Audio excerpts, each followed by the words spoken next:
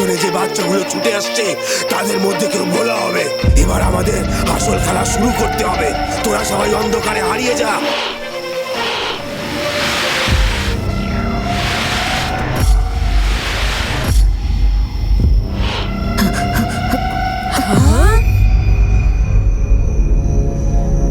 কি দস্যুদল গেল কোথায়?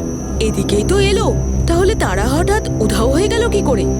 আমার মনে হয় ভোলা দাদা ওরা ওই অন্ধকারের সুযোগ নিয়ে গা ঢাকা দিয়েছে। ঠিকই বলেছিস বকুল, আমাদের ওদেরকে খুঁজে বার করতেই হবে। আমার কিন্তু ভয় করছে, ওদের যদি চোখে দেখতেই না পাই খুঁজবো কি করে? ঠিক পাবো শিবু, ভোলানাথের ওপর ভরসা রাখ। চল এগিয়ে যাই।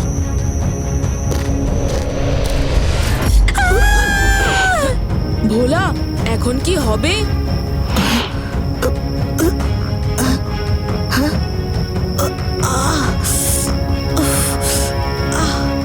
চলো ভোলা দাদা, আমরা গ্রামে ফিরে গিয়ে ভাবি কি করা যায়। না, গ্রামে আমি খালি হাতে কিছুতেই ফিরবো না।